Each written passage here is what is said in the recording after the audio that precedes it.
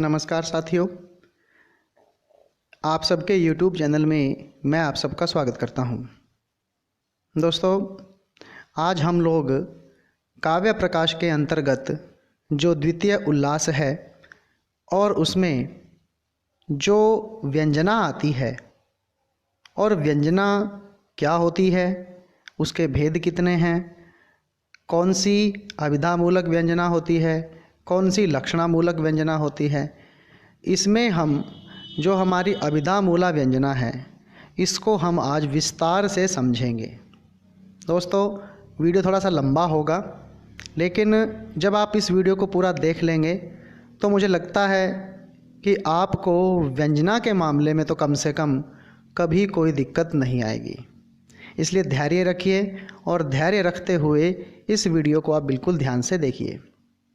देखिए दोस्तों, मेरा एक पीछे वीडियो था जो कि शब्द शक्ति के नाम से है, जिसमें मैंने अभिधा और लक्षणा के बारे में पूरा डिटेल से बता रखा है।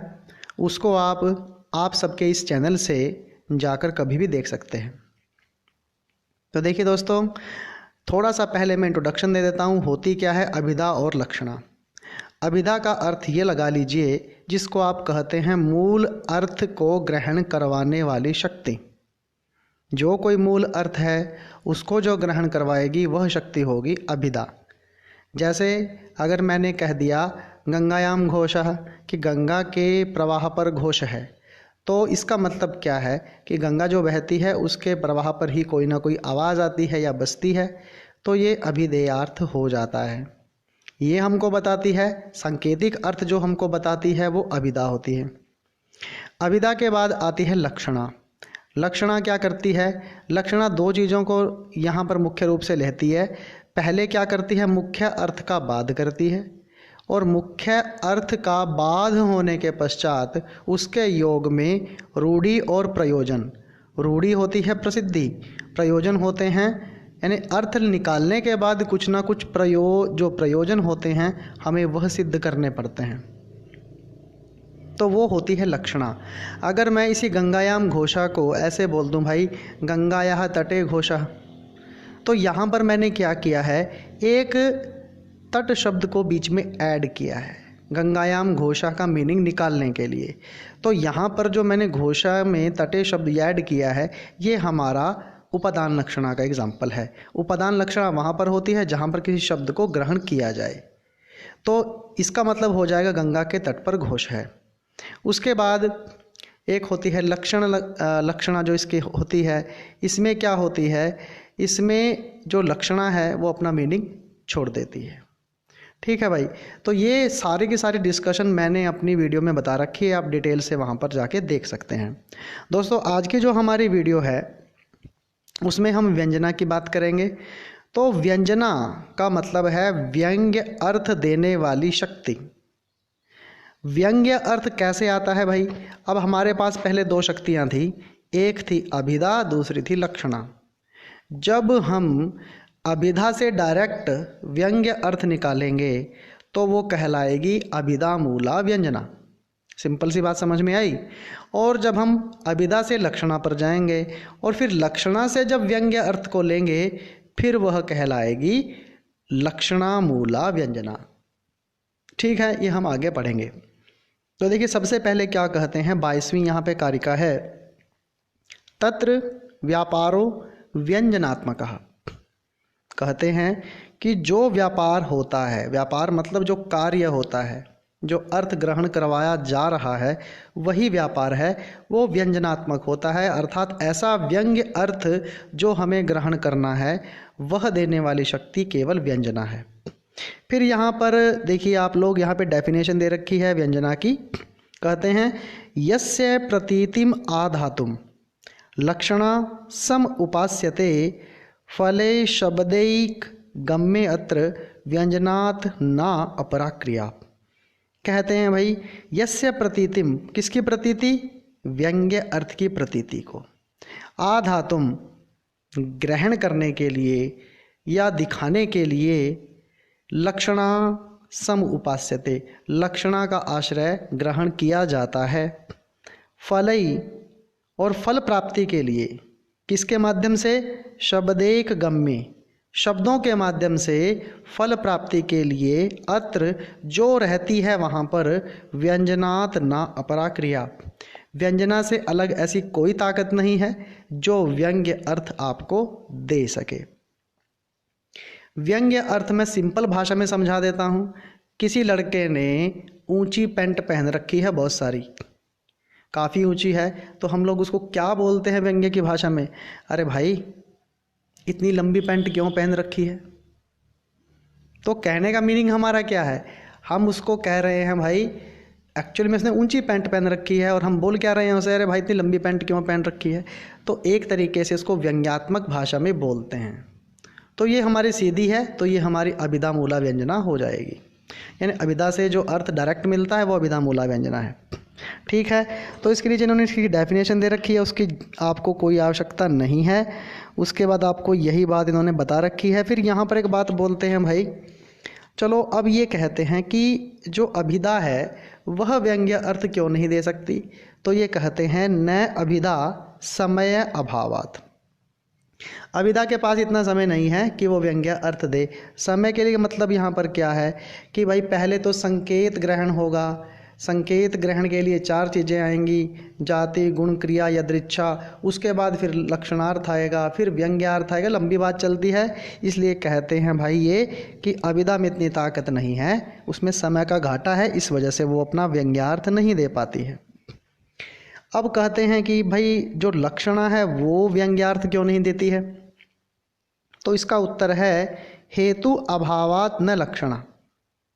अब ये हेतु क्या है? नीचे दे रखा है मुख्यार्थ बाधा आदि त्रय हेतु। अब आपको पता है लक्षणा पहले अभिधेयार्थ को काटेगी, पहले उस अर्थ का बाध करती है, उसके अर्थ में फिर नया अर्थ लाती है, फिर वो अर्थ रूढ़ी की वजह से आएगा या फिर प्रयोजन की वजह से आएगा।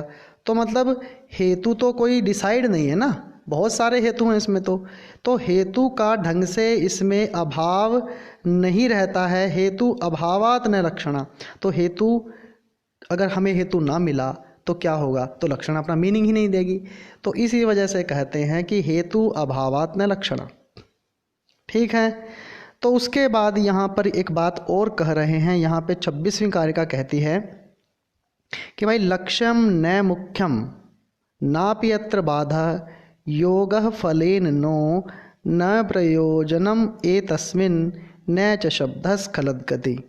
तो इसको मैं आपको डायरेक्ट हिंदी पर लेके चलता हूँ। इसकी देखिए क्या कह रहे हैं 26वीं कारिका, ये कहती है, ध्यान से देखिए।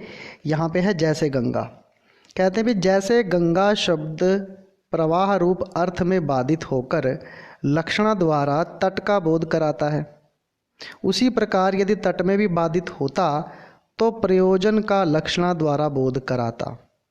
किंतु प्रथम तो तट मुख्यार्थ नहीं है, न तट रूप अर्थ में बाध ही है। गंगा शब्द के लक्ष्य अर्थ तट का पावनत्वादि यदि उन्हें लक्ष्य माना जाए, लक्ष्यार्थों से संबंध भी नहीं है और प्रयोजन को लक्ष्य मानने में कोई प्रयोजन भी नहीं है।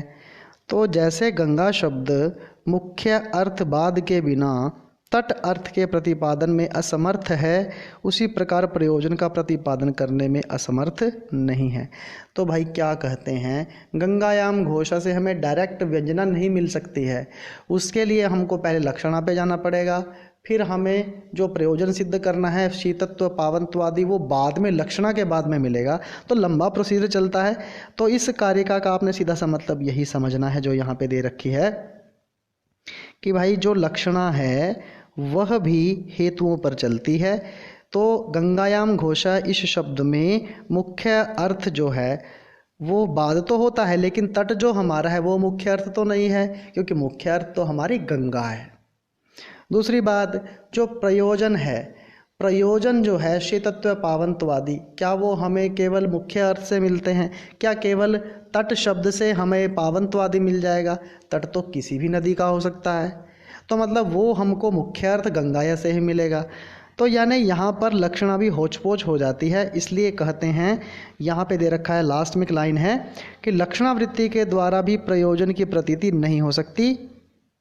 ठीक है, तो इस बात को छोड़ते हैं, आगे चलते हैं। ये बात दोबारा रिपीटेशन इसमें आ गई। तो उसके बाद में आपको ये 27वीं कारिका है, ये क्या कहती है? कहते हैं भाई, एवं अपि अनवस्था स्याद या मूल क्षयकारिणी। कहते हैं, देखिए आपको डायरेक्ट मैं हिंदी ही दिखा देता हूँ इसकी। कहते हैं प्रयोजन को लक्ष्य मानने पर भी अनवस्था होगी ही। अनवस्था का मतलब होता है दोष। अगर आप केवल प्रयोजन को ही सब कुछ मान लेंगे तो एक तरीके का यहाँ पे दोष होगा। क्यों दोष होगा? क्योंकि इससे मूल जो शब्द है वो अपना अर्थ खत्म कर देगा बिल्कुल।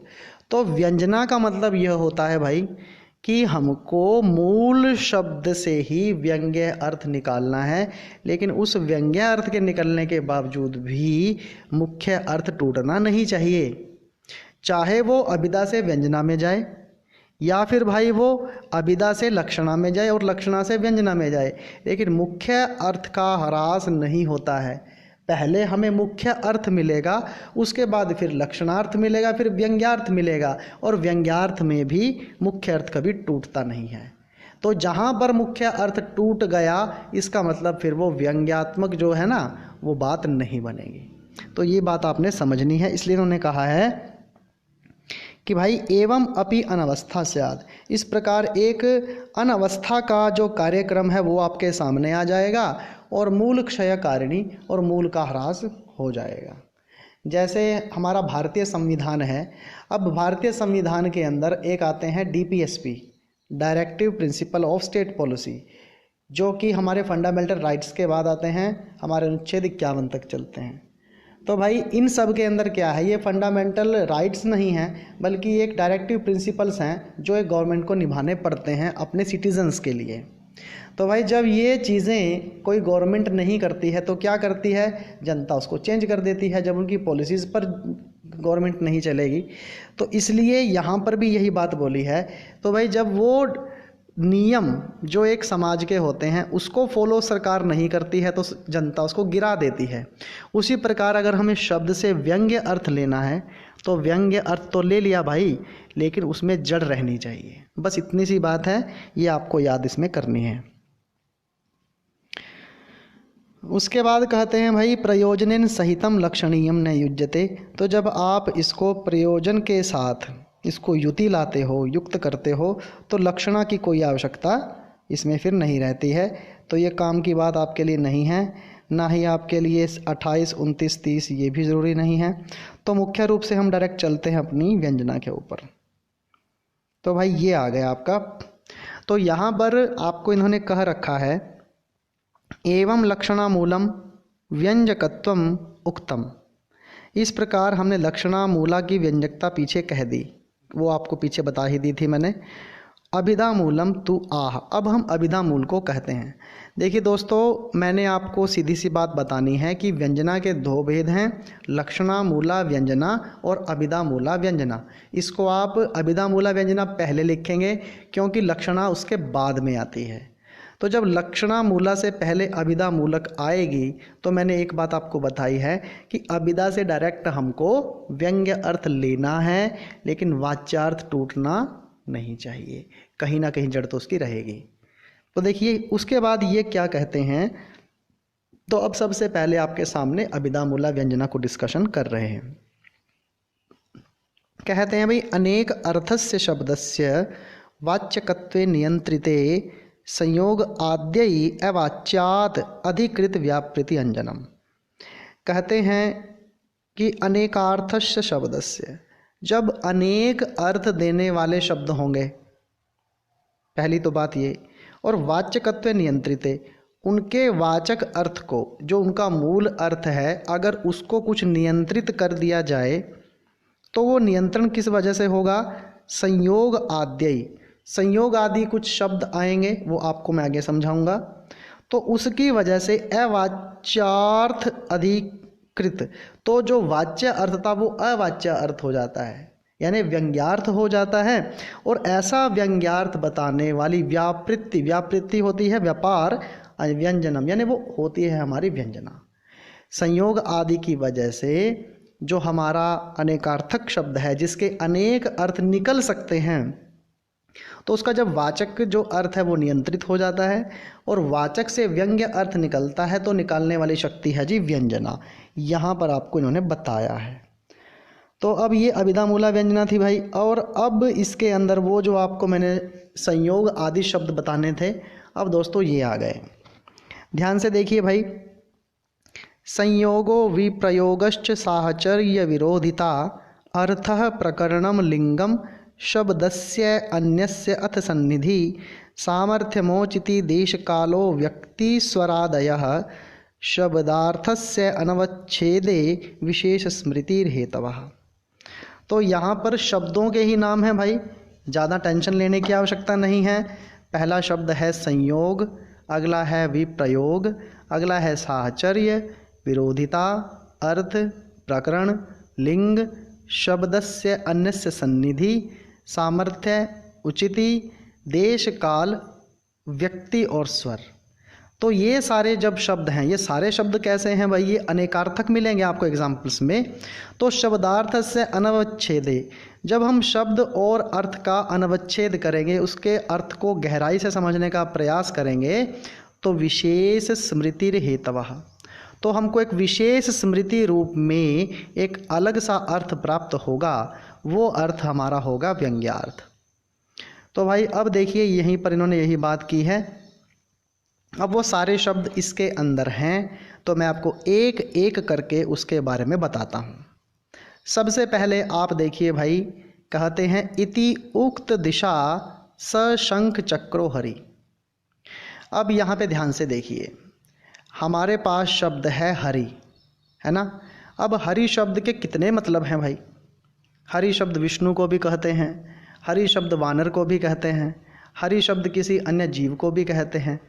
तो यानी हरि के कई मतलब हैं। लेकिन तो इसका मतलब हरि शब्द क्या है? अनेकार्थक है। लेकिन अगर इसके आगे मैंने जोड़ दिया स शंख चक्रो, शंख और चक्र से युक्त हरि, तो अब हरि शब्द का अर्थ क्या बन गया? विष्णु बन गया। यानी यहाँ पर हरि शब्द का प्रयोग विष्णु के लिए हुआ है। तो अब आप खुद बताइए, यहाँ पर हरि शब्द का जो विशेष अर्थ है शशंख चक्रो हरि, ये इसके संयोग की वजह से हरि शब्द का अर्थ विष्णु निकला है। अगर इसका संयोग ना होता फिर तो हरि का कोई भी अर्थ हम निकाल सकते थे। तो इस सशंख चक्रो हरि ने संयोग करके इसके अर्थ को अभिधा से व्यंजना में वो ले गए। लेकिन एक बात बताइए, मैंने आपको पहले भी कही थी, क्या इसका मुख्य अर्थ टूटा भाई? हरि शब्द का जो अनेकार्थक शब्दों में विष्णु अर्थ है वो तो प्राप्त हुआ हमें, लेकिन संयोग की वजह से हुआ। तो इसीलिए यहाँ पर संयोग से प्राप्त होने वाली अभिधा मूला व्यंजना का पहला भेद हो जाता है। मुझे लगता है कि आपको ये बात क्लियर हो गई होगी। उसके बाद आपके लिए यहाँ पे दे रहे हैं अशंख चक्रो हरि इति उच्यते। अब दूसरा क्या था, ध्यान रखना, वो संयोग के बाद आ गया यहाँ पर विप्रयोग। अब दोस्तों विप्रयोग का अर्थ क्या होता है? विप्रयोग का अर्थ होता है किसी चीज़ का अलग हो जाना। अब मान लो यही शब्द था हमारा शशंख चक्रो हरि, अगर मैं इसमें शशंख के आगे अ लगा दूं, स की जगह पे अ लगा दूं, तो फिर मैंने आपको बता दिया था कि हरि के बहुत सारे अर्थ हैं। लेकिन अगर वो हरि जिसके शंख और चक्र नहीं हैं तो विप्रयोग कर दिया मैंने, उसके जो अंग थे जो उसके पास उसने रख रखे हैं उनको अलग कर दिया, तो भाई बंदर तो शंख चक्र नहीं रखता, वो तो हरि विष्णु ही रखेंगे। इसलिए विप्रयोग की वजह से यहाँ पर हरि शब्द का मीनिंग फिर से क्या निकलता है? यहाँ पर विष्णु ही निकलता है। उसके बाद दोस्तों तीसरा है हमारा साहचर्य। ध्यान से आप करते रहिएगा, ठीक है। वैसे तो उन्होंने बहुत सारा इसके अंदर दे रखा है, तो मैं आपको बता दूं कि मैंने आपको संयोग करवा दिया है। अब ये विप्रयोग था, ठीक है। अब मैं आपको करवा रहा हूँ साहचर्य, तो आप इसमें ही देख लीजिए डायरेक्ट, बाकी ऊपर भी यही कह रखा है। तो साहचर्य में क्या होगा? अब इन्होंने इसकी दूसरी पंक्ति में एग्जाम्पल दे रखा है आपको राम लक्ष्मणौ। पहले आप साहचर्य को मतलब समझिए। साहचर्य का अर्थ होता है एक कार्य में साथ साथ रहना, एक जैसे रहना। जैसे स्वामी और नौकर का एक साथ में रहना। लेकिन ये साहचर्य इतना विशेष नहीं होता है जितना विशेष समाज में राम और लक्ष्मण का साहचर्य माना जाता है। अगर मैं अकेला राम कहूँ फिर तो कोई भी राम हो सकता है भाई, वो बलराम भी हो सकता है, वो परशुराम भी हो सकता है, बहुत सारे राम निकलेंगे आपके लिए। अकेला लक्ष्मण बोलूँ तो आपको पता है लक्ष्मण तो कौन था, लक्ष्मण तो भाई दुर्योधन का पुत्र भी था। ठीक है, लक्ष्मण शब्द का अर्थ सारस भी होता है। तो आप इस चीज़ को साहचर्य में देख लीजिए, वहाँ पे आपको सब कुछ मिल जाएगा। लेकिन जब मैंने राम लक्ष्मणों इकट्ठा बोल दिया तो सीधा सा मतलब क्या हो गया, दाशरथी, कि भाई दशरथ के पुत्र राम और लक्ष्मण ही यहाँ पर बताए गए हैं। तो ये साहचर्य के कारण एक साथ होने की वजह से यहाँ पर मीनिंग निकल गया साहचर्य से मिलने वाला व्यंग्यार्थ। तो अब आप बताइए, क्या यहाँ पर अभिधेयार्थ का ह्रास हुआ है? वो अर्थ तो अब भी है लेकिन विशेष अर्थ है। उसके बाद दोस्तों आपके लिए है आगे विरोधिता। देखिए भाई, विरोधिता क्या होती है? विरोधिता होता है वैर, यानी कोई भी दो व्यक्ति होंगे जिनका वैर बहुत चला। ठीक है, तो अगर मैं राम बोलूँ तो राम से तो आपको पता है, पहले हम बहुत सारे एग्जाम्पल बता चुके हैं। राम तो बलराम भी हो सकते हैं, परशुराम भी हो सकते हैं, श्री रामचंद्र भी हो सकते हैं। ठीक है, और अगर मैं रामार्जुन उसके बाद अर्जुन बोल दूँ तो अर्जुन जो था, अर्जुन तो पांडव भी था। ठीक है, अर्जुन एक चित्रवृत्ति को बनाने वाला कलाकार भी था। तो अर्जुन तो कोई भी हो सकता है, अर्जुन का वृक्ष भी होता है। लेकिन अर्जुन और राम इकट्ठे आ गए तो अर्जुन था कार्तवीर्य, जो सहस्त्रबाहु के नाम से प्रसिद्ध था, जिसने परशुराम जी के माता पिता का वध किया था।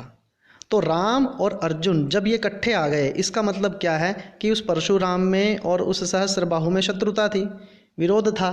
तो दोनों जब इकट्ठे मैंने बोल दिए तो बताइए, क्या यहाँ पर राम शब्द से परशुराम का संबोधन नहीं होता है क्या? तो अर्जुन से यहाँ पे कार्तवीर्य का संबोधन नहीं होता है क्या? क्यों? जब मैंने इकट्ठे बोले। तो यहाँ पर विरोध दिखता है दोनों शब्दों के अंदर। तो यहाँ पर विशेष अर्थ क्या मिले? राम से बलराम, अर्जुन से कार्तवीर्य यानी सहस्त्रबाहु। तो ये हो गया व्यंग्यार्थ इसकी वजह से, लेकिन ध्यान रखना है विरोधिता की वजह से। आगे है भाई अर्थ। अब दोस्तों ध्यान से देखिए, अर्थ क्या होता है? अर्थ का मतलब यहाँ पर यह है कि भाई ऐसा फल जो अन्य प्रकार से साध्य ना हो। मान लो हम कोई कार्य करते हैं, तो कोई भी कार्य है बिना किसी मेहनत के, बिना किसी एक प्रोसीजर में चले बिना, वो कभी आपका सफल नहीं हो सकता है। तो अर्थ का मतलब यह होगा कि जिस चीज़ की जिसका मैं पूजन करता हूँ या जिसको मैं करता हूँ, वो चीज़ मुझे उसी से मिलेगी, किसी और से नहीं मिलेगी। जैसे अगर हमें दही चाहिए तो हमको दूध चाहिए होगा, पानी से हम दही नहीं जमा सकते। तो वैसे इन्होंने एग्जाम्पल दिया है स्थाणुम भज भवच्छिदे। तो स्थाणु जो शब्द है, कहते हैं कि स्थाणु को भजो भवच्छिदे। भव होता है संसार, छिदे इसको काटने के लिए। तो भाई संसार के बंधन को काटने के लिए आपको स्थाणु को भजना पड़ेगा। तो ये स्थाणु के कई मतलब हैं भाई। अब ये बताइए, स्थाणु तो ठूंठ भी होता है, अगर पेड़ को काट दें और उसके नीचे जो जगह बचती है, ठूंठ बचता है, उसको भी स्थाणु कहते हैं। एक शंख भी हो सकता है। तीसरा अर्थ इसका रुद्र होता है। तो भाई अब ये बात बताइए, भव बाधा, संसार की बाधा को क्या वो ठूंठ हमसे दूर करेगा? नहीं कर सकता। क्या वो शंख दूर कर देगा? नहीं कर सकता। तो वो कौन करेगा? रुद्र करेगा। क्योंकि यहाँ पर स्थाणु को जो भजने का कार्य होता है, उसका अर्थ यानी फल हमको क्या मिलता है? भवच्छिद, संसार से उसकी मुक्ति करवाना। यानी स्थाणु को भजना क्या है? संसार से मुक्ति देने का फल है।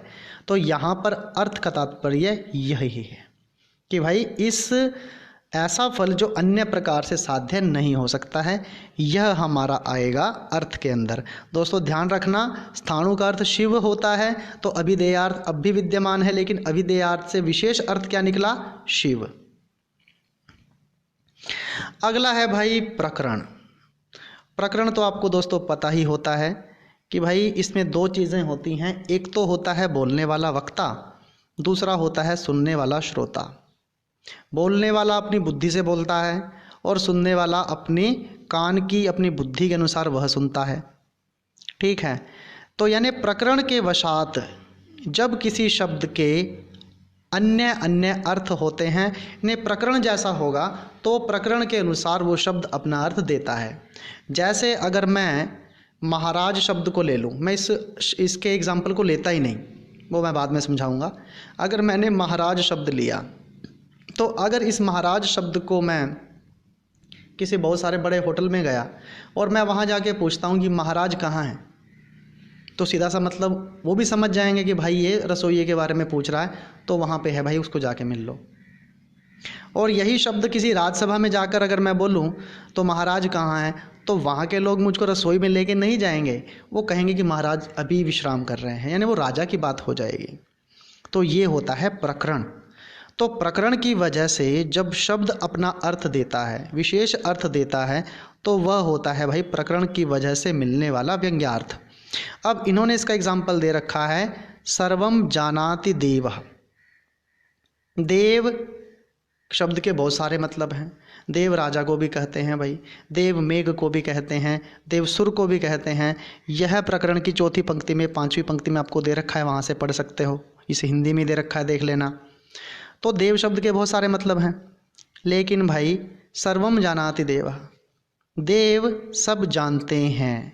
अगर यही बात हम दो व्यक्ति आपस में बात कर रहे हों और उधर महाराज बैठे हों और फिर आपस में अगर हम बातचीत करते तो क्या कहते हैं, अरे भाई कहने की बात ही क्या है, देव तो सब कुछ जानते हैं, यानी वो महाराज भी सब कुछ जानते हैं। तो ये देव शब्द महाराज के लिए प्रयुक्त हो जाएगा, है ना। तो इस प्रकार से यानी प्रकरण के वश में होकर जब कोई शब्द अपना अर्थ विशेष देता है तो वो होता है आपका प्रकरण की वजह से मिलने वाला व्यंग्यार्थ। लो भाई, अब आपके पास आ गया लिंग। तो लिंग का अर्थ क्या है, ध्यान से यहाँ पे देखिए। तो लिंग का अर्थ है संयोग से भिन्न संबंध द्वारा दूसरे पक्ष की व्यावृत्ति कराने वाला धर्म अथवा असाधारण धर्म। बड़ा कन्फ्यूजन सा इन्होंने कर रखा है, सीधी सी बात आपको मैं बता देता हूँ। यहाँ पर भी लिंग, लिंग का मतलब क्या है, लिंग का अर्थ आपको पता है कि जो कोई शब्द का अर्थ हमको मिलता है, वो शब्द का अर्थ अपने असाधारण धर्म को देगा, जो उसका बिल्कुल स्पेशल है। देखो, एक तो होता है साधारण धर्म, एक होता है असाधारण धर्म। असाधारण मतलब होता है स्पेशल। उस स्पेशलिटी की वजह से जब कोई शब्द अपना मीनिंग खुद देता है तो वो होता है हमारा लिंग की वजह से मिलने वाला व्यंग्यार्थ। तो जैसे देखिए, अगर मैं इसका एग्जाम्पल आपको दूं, एग्जाम्पल से बेटर समझ में आएगा। मैंने बोला कुपितो मकर ध्वजः, तो भाई कुपित का अर्थ है गुस्से में है। मकर, मकर वैसे तो अब यहाँ पे मकर जो है ना, मकर के कई मतलब हैं भाई। अगर मकर ध्वज के अगर मैं मीनिंग लूँ तो यहाँ पे मकर का मतलब हमारा मगरमच्छ भी होता है, ठीक है। मकर का अर्थ समुद्र भी होता है। लेकिन अगर मकर ध्वज आ गया तो मकर के समान ध्वजा है जिसकी, यानी वो कौन है, वो समुद्र है, लेकिन वो एक्चुअल में है कौन है, कामदेव है। तो इसका बिल्कुल ही मकर ध्वज बोलते ही और आगे कुपित आ गया, तो कुपित शब्द ने क्या किया, उस मकर ध्वज का स्पेशल मीनिंग निकाल दिया। क्योंकि आपको पता है श्रृंगार रस के बारे में आप सब जानते हैं। श्रृंगार रस के अंदर नायक और नायिका अगर थोड़ा सा कहीं मिलन में विलंब हो जाता है तो दोनों में बहुत जल्दी कोप यानी गुस्से का प्रादुर्भाव हो जाता है, रूठने मनाने की प्रक्रिया वहाँ पे चल जाती है। तो मकर ध्वज की वजह से यानी काम क्या है, कामदेव क्या है, बहुत जल्दी गुस्सा होता है, बहुत जल्दी गुस्से को लेकर आता है। तो सीधी सी बात यहाँ पे क्या है कि जो शब्द था वो लिंग का संयोग हुआ, उस लिंग के संयोग की वजह से यहाँ पर मकर ध्वज के जो अर्थ थे, समुद्र था, कुछ भी था, लेकिन यहाँ पर लिंग की वजह से इसका मीनिंग निकल गया क्या, कामदेव। क्यों, लिंग क्या है इसमें, वो कुपित होना, गुस्सा होना। अब समुद्र थोड़े गुस्सा होगा, गुस्सा समुद्र को आ सकता है, अगर हम अन्य बात में कहें कि समुद्र में सुनामी उठ गई, वो बात यहाँ पे नहीं कर रहे। कि कुपित होने से मकर ध्वज का अर्थ यहाँ पर हो गया कि कामदेव बड़ा गुस्सा है। आपने लिंग का तो लिंग परामर्शोनुमानम में बहुत बार पढ़ा होगा कि लिंग होता क्या है। लिंग को देखकर यानी धुएं को देखकर जो नीचे उसके आग है उसका अनुमान कर लिया जाता है। तो कुपित के साथ मकर ध्वज देख लिया, इसका मतलब यहाँ पे कामदेव की ही चर्चा है। तो ये कुपित मकर ध्वज, कुपित को देखते ही मकर ध्वज कामदेव हो गया, तो ये चिन्ह दिख गया। यही चिन्ह असाधारण धर्म है और यही लिंग की वजह से विशेष अर्थ यहाँ पे निकलता है। होप आपको बातें समझ में आ रही होंगी। अगर बातें समझ में ना आ रही हों तो इसको वीडियो को दोबारा से आप देख लीजिएगा, ऐसी कोई बात नहीं है। उसके बाद देखिए चलते हैं आगे। अन्य शब्द की सन्निधि, शब्द से अन्य से सन्निधि, ये बात क्या है भाई, इसको देखिए। इन्होंने कहा है कि जहाँ अनेकार्थक शब्द के साथ, अनेकार्थक शब्द है उसके साथ किसी नियत अर्थ वाले शब्द का समानाधिकरण्य होता है, वहाँ उस अनेकार्थक शब्द की वाचकता का निर्णय हो जाता है। यहाँ पे बात क्या की गई है, ध्यान से देखिए। पहले तो बात यह है कि अनेकार्थक शब्द तो आप चर्चा कर ही रहे हो, अनेकार्थक शब्द हो गया, लेकिन अनेकार्थक शब्द के साथ कोई नियत अर्थ, नियत अर्थ का मतलब क्या है, ऐसा शब्द आ जाए जो अपना एक ही अर्थ रखता हो। उस अर्थ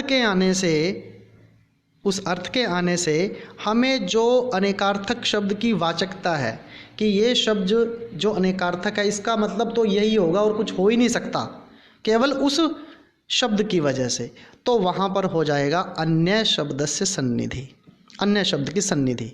अगर मैं बोलूँ, इसमें एग्जाम्पल इन्होंने तीसरी पंक्ति में दे रखा है भाई, देवस्य पुराराते। अब देव शब्द के कई अर्थ हैं, क्योंकि आपको पता है यह अनेकार्थक शब्द है। पुर अराते हैं, अराते तो अरि हो गया, और पुर एक त्रिपुर राक्षस था। तो त्रिपुर आराती कौन है भाई, त्रिपुर नामक राक्षस का वध करने वाला कौन है, त्रिपुर राक्षस का वध करने वाले कौन हैं, वो तो भगवान शिव थे। तो यहाँ पर जो देव शब्द है, देव शब्द के बहुत सारे मतलब हैं। देव शब्द यहाँ पर आपको बताया था राजा भी होता है, मेघ भी होता है, लेकिन देवस्य पुराराते, उस तो देव शब्द का यहाँ पे स्पेशल मीनिंग क्या निकल गया भाई, ये तो शिव है। किस वजह से, जो यहाँ पे पुराराते बोला है इस शब्द की वजह से। देखिए पुराराते का नियत मीनिंग है, त्रिपुर का अरि वो शंकर भगवान ही थे। देव अनेकार्थक शब्द है, लेकिन पुराराते की वजह से उसने क्या किया, अपना मीनिंग शिव में ही रख दिया, निश्चित कर दिया वाच्यार्थ को। तो ये हमारा हो जाएगा अन्य शब्द की सन्निधि। उसके बाद दोस्तों आपको 9वें नंबर पर दे रखा है सामर्थ्य। अब ये सामर्थ्य क्या होता है भाई, सामर्थ्य का मतलब होता है कारणता, यानी जो ऐसा कोई शब्द आए, जैसे पीछे आया था, मैंने आपको बोला था कि इस शब्द में ऐसी ताकत होगी, इतना सामर्थ्य होगा सामर्थ्य के अंदर, वो अनेकार्थक शब्द का एक नियत अर्थ ही प्रसिद्ध कर देगा। तो कई बार यहाँ पे भ्रामक उक्ति हो सकती है भाई कि जैसे कहीं ये अन्य शब्द से सन्निधि तो नहीं है, लेकिन ऐसा नहीं है। उसमें अन्य शब्द को देखते ही, अन्य सन्निधि में शब्द को देखते ही हमें मीनिंग मिल गया, लेकिन यहाँ पर एक नहीं, दो नहीं, 3 शब्द मिलने के बाद हमें मीनिंग मिलेगा। जैसे देखिए, सामर्थ्य का अर्थ है कारणता। एग्जाम्पल है मधुना मत्तः कोकिला। मत मस्त हो गई है, पागल हो गई है, कौन, कोकिला, कोयल पागल हो गई है। अब कोयल पागल क्यों हुई भाई, किस वजह से हुई, मधुना, मधु की वजह से। अब मधु अनेकार्थक शब्द है, बहुत सारे मतलब हैं मधु के। मधु का अर्थ शहद भी होता है, मधु का अर्थ आप लगा लीजिए मकरंद भी होता है, मधु का अर्थ मद्य शराब भी होती है, मधु का अर्थ वसंत भी होता है। और कोयल पागल कब होती है, कोयल कब कूकती है, शहद को देखकर नहीं कूकती भाई, मकरंद को देखकर नहीं कूकती, है ना। अब लोग कहेंगे कि अगर शराब पिला दोगे वो तो पागल हो जाएगी, ऐसा भी नहीं है, बल्कि वसंत ऋतु में जो कोयल है वो कूकती है। इसलिए कोकिल शब्द में इतना सामर्थ्य है कि वो मधु शब्द का अर्थ वसंत दे दे। यही है सामर्थ्य, यही है कारण। ठीक है। इसमें क्रिया बीच में आ गई मत्तः, जो हमारा इसमें विशेषण है, पागल हो जाना, जो भी मस्त हो जाना, कुछ भी आप कह सकते हो। उसके बाद है भाई औचिति। अब औचिति का अर्थ क्या है भाई? औचित्य और योग्यता, यानी शब्द जिसका आप प्रयोग कर रहे हो जो कि हमारा अनेकार्थक है। जैसे इन्होंने एग्जाम्पल में दे रखा है पातो वो दयिता मुखम। मुख शब्द अनेकार्थक है भाई। मुख शब्द के मुख भी अर्थ होता है, प्रारंभ भी है, सामुख्य भी है, ये आप इसमें पढ़ लीजिएगा। लेकिन क्या कहते हैं यहाँ पे कि भाई औचिति का अर्थ क्या है कि जब कुछ शब्द आगे आएंगे वो फिर मुख्य अर्थ का एक स्पेशल मीनिंग ही देंगे, इसके अलावा वो कहीं और मीनिंग में जाएगा ही नहीं। जैसे मैं बोलूँ और वो उसके लिए उचित भी होगा। जैसे पातु मतलब पवित्र करे, वो मैंने तुम्हें, दयिता पत्नी को, मुखम मुख को, पत्नी के मुख को पवित्र करे, यानी उसको दर्शन देकर उसको वो पवित्र करे। तो ऐसा करने का साहस किस में है? उसके प्रेमी में है या उसके पति में है? तो मुख शब्द का अर्थ क्या है? पति का मुख। उसको परित्राण का साधन कौन हो सकता है? उसको बचाने का साधन कौन हो सकता है? उसका पति है। इस वजह से मुख शब्द ने औचित्य अर्थ में कि स्त्री के लिए उचित क्या है, उसका प्रिय, जो प्रिय होता है वो है, इसलिए यहाँ पर औचिति की वजह से मुख्य अर्थ का व्यंग्यार्थ यहाँ पे मिल जाता है। लेकिन एक बात बार बार मैं रिपीट कर रहा हूँ कि अभिधेयार्थ टूटता नहीं है, वो रहेगा। मुख्यार्थ बाद, मुख्यार्थ से डायरेक्ट व्यंग्यार्थ निकलता है अभिधेयार्थ, जो हम अभिधा मूला व्यंजना की बात करते हैं अनेकार्थक शब्दों की वजह से। उसके बाद हमारे पास है भाई देश। अब देश के कारण भी अनेकार्थक शब्द जो होता है वो अपना अर्थ जो है भाई वो स्पेशल मीनिंग देगा, यानी व्यंग्यार्थ आपको देगा। जैसे कहते हैं इन्होंने, देखो दे रखा है देश विदेश नगर ग्राम आदि के कारण किसी शब्द का अर्थ नियंत्रित हो जाता है। जैसे एग्जाम्पल है भाति अत्र परमेश्वरः, परमेश्वरः। तो परमेश्वर शब्द के बहुत सारे मतलब हैं, जैसे विष्णु है, शिव है, राजा है, बहुत सारे हैं। लेकिन अगर किसी राजधानी में अगर आप जा रहे हो, किसी देश विदेश का दौरा कर रहे हो, तो वहाँ पर परमेश्वर शब्द कौन होगा भाई? वहाँ का राजा। और अगर यही बात किसी मंदिर में जाकर बोलोगे, किसी खास मंदिर में बोलोगे, किसी अन्य प्लेस पर जाकर बोलोगे, तो वो आपका वहाँ पर हो जाएगा कोई भगवान की बात चल रही है। तो भाति अत्र परमेश्वरः, यहाँ भाति मतलब चमक रहे हैं, अत्र मतलब यहाँ पर। अब देखिए अत्र शब्द स्थान के बारे में बताता है, परमेश्वरः जो भगवान है या राजा है। तो ये देश की वजह से मिलने वाला व्यंग्यार्थ है। आगे है दोस्तों काल। भाई समय की विशेष की वजह से, चाहे वो रात्रि हो चाहे वो दिवस हो, कोई भी टाइम हो, उसकी वजह से अगर कोई अनेकार्थक शब्द किसी विशेष अर्थ को देता है तो वह होता है हमारा काल की वजह से मिलने वाला अभिधा मूला व्यंजना का विशेष अर्थ। जैसे देखिए इन्होंने एग्जाम्पल दिया हुआ है चित्र भानुर्विभाति, चित्र भानुर्विभाति। अब विभाति का अर्थ होता है चमकता है। कौन चमकता है? चित्र भानु। अब चित्र भानु के दो मतलब हैं भाई। अगर चित्र भानु का मैं मीनिंग निकालूं, चित्र भानु का एक अर्थ होता है सूर्य और चित्र भानु का एक अर्थ होता है अग्नि। तो अगर मैं ये कहूं कि चित्र भानुर्विभाति, चित्र भानु चमक रहा है, तो ये तो डिसाइड नहीं हो रहा कि मैं आग को देखकर बोल रहा हूं कि सूर्य को देखकर बोल रहा हूं। ये समय बताएगा कि अगर मैं दिन के टाइम में देखकर बोल रहा हूं तो दिन के टाइम में अगर सूर्य निकला होगा तो आग भी नहीं चमकीली होती। इसका मतलब क्या कि सूर्य वहाँ पे चित्र भानु है। और यही बात अगर मैं रात के समय में बोलूँ तो सूर्य का तो मतलब ही नहीं है वहाँ पे निकलेगा। रात को आग प्रज्वलित होती, प्रदीप्त होती अत्यधिक दिखाई देती है, तो वहाँ पर चित्र भानु का अर्थ हो जाएगा अग्नि। तो इसलिए यहाँ पे काल की वजह से मुख्य अर्थ यहाँ पे निकलता है जो कि हमारा है व्यंग्यार्थ। आपको समझ में आ रहा होगा मुझे लगता है। वैसे भी मैं बिल्कुल धीरे धीरे आप सबको समझा रहा हूँ, कोई मुश्किल तो आनी नहीं चाहिए। उसके बाद है भी व्यक्ति। अब व्यक्ति का अर्थ यहाँ पे जाति है और जाति के अंदर दो चीज़ें आती हैं, पुल्लिंग और स्त्रीलिंग। कहते हैं भी जब पुल्लिंग और स्त्रीलिंग के माध्यम से जब अनेकार्थक शब्दों की वाचकता नियंत्रित होती है, अर्थात वो व्यंग्य अर्थ में जाते हैं, तो व्यक्ति से प्राप्त होने वाला व्यंग्यार्थ होगा। एग्जाम्पल देखिए, इन्होंने दे रखा है मित्रम भाति, दूसरा एग्जाम्पल है मित्रो भाति। तो एक जगह पे मित्रम है, एक जगह पे मित्रो है, तो मित्रम शब्द हमारा नपुंसक लिंग में है। इसका अर्थ क्या है? जो ये नपुंसक लिंग है भाई, जो मित्र, ये मेरे मित्र के बारे में बात कर रहा हूँ मैं। सुहृद, ये मित्र नपुंसक लिंग शब्द है, इस वजह से मेरे मित्र की बात है। लेकिन अगर इसको मैं मित्रो भाति बोलूँगा तो फिर ये मित्र शब्द पुल्लिंग हो गया, लेकिन ये मित्र शब्द यहाँ पर सूर्य के रूप में माना जाएगा, न कि मेरे सुहृद मित्र के रूप में, क्योंकि मित्र शब्द अनेकार्थक है। मित्र मित्र को भी बोलते हैं, सुहृद को भी बोलते हैं, सूर्य को भी बोलते हैं, लेकिन ये व्यक्ति पर, उसके पुल्लिंग स्त्रीलिंग होने पे डिपेंड करेगा।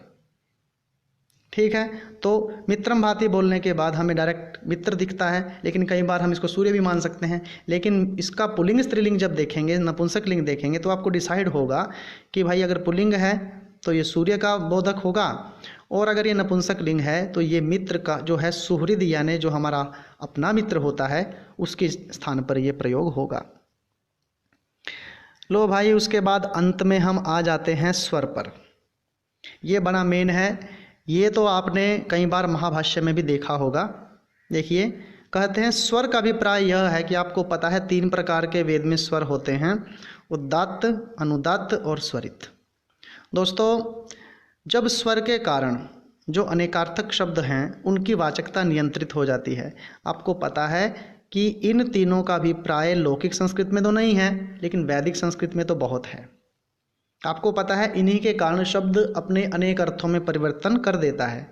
अगर इंद्र शत्रु शब्द को अगर हम देखें, इसको अगर हम आदि उदात्त कर देते हैं, फिर इसका अर्थ कुछ और होगा। अगर इसको अंतोदात्त कर देते हैं, फिर इसका अर्थ कुछ और होता है। तो यहाँ पर यही बात इन्होंने कही है। आदि उदात्त कर देंगे तो ये बहुव्रीहि में चला जाएगा, अंतोदात्त कर देंगे तो फिर ये हमारा चला जाएगा षष्ठी तत्पुरुष में। देखिए क्या कहते हैं, इसकी चौथी पंक्ति पे जाइए कि इंद्र शत्रु शब्द के अनेक अर्थ हैं, जैसे इंद्र शत्रु शातयिता यस्य, बहुव्रीहि है, अर्थात इंद्र है नाशक जिसका वह व्यक्ति। अगर इंद्र पर जोर लगाएंगे तो इसका विग्रह ऐसे बनेगा। ठीक है, तो फिर ये हो गया। दूसरा, इंद्र से शत्रु शातयिता, अब शत्रु पे जोर लगाएंगे तो क्या बनेगा? षष्ठी तत्पुरुष, इसका बनेगा इंद्र का नाशक। समास की भिन्नता के कारण इसके स्वर में भी भेद हो जाता है। प्रथम बहुव्रीहि में आदि उदात्त बहुव्रीहि प्रकृत्या पूर्वपदम होता है, और द्वितीय विग्रह षष्ठी तत्पुरुष में अंत उदात्त होता है। इसी हेतु यहाँ पर स्वर के कारण अर्थ निर्णय होता है। तो भाई ये बात आचार्य मम्मट ने अपने अभिधा मूला व्यंजना के अंदर कही है। तो दोस्तों, आशा करता हूँ आपको अभिधा मूला व्यंजना बहुत अच्छे तरीके से समझ में आ गई होगी, और अब भी अगर समझ में नहीं आई है तो कोई बात नहीं भाई, इस वीडियो को दोबारा से देखिए। कई बार चीज़ें एक बार में समझ में नहीं आती हैं, और उसके बाद अगली वीडियो में हम जो हमारी लक्षणा मूला व्यंजना होगी, जो कि हमारे तृतीय उल्लास में आएगी, उसके बारे में हम अगली वीडियो में चर्चा करेंगे। वैसे मैंने अपनी तरफ से पूर्ण प्रयास करने का यहाँ पर कोशिश की है, ताकि आपको सिंपल भाषा में वो चीज़ें समझा सकूं। मुझे लगता है कोशिश ये है मेरी कि आपको समझ में अवश्य आई होगी। फिर भी समझ में नहीं आई है तो आप कमेंट बॉक्स में कमेंट डालकर पूछ लीजिए, पूछ सकते हैं कि क्या चीज़ समझ में नहीं आई है। और भाई अगर वीडियो अच्छी लगी हो तो इसको लाइक कर दीजिए, और वीडियो को शेयर ज़रूर कीजिए, और भाई इसको चैनल को सब्सक्राइब ज़रूर कर दो। ये आपका अपना ही चैनल है, सब्सक्राइब करने से कोई पैसा वैसा आपका नहीं लगता है। और जो बेल आइकन है उसको भी दबा दीजिए, ताकि आने वाली अगली वीडियो की नोटिफिकेशन आपको अपने आप मिलती रहे। ठीक है, यह कार्य निःशुल्क हो रहा है, संस्कृत के लिए हो रहा है। तो आपसे भी थोड़ी सी आशा रखता हूँ कि संस्कृत के प्रचार प्रसार और विस्तार के लिए आप भी सहयोग कीजिए। और सहयोग कैसे करना है? लाइक, शेयर और सब्सक्राइब, इतना कीजिए। और वीडियो देखने के लिए आपका बहुत बहुत धन्यवाद।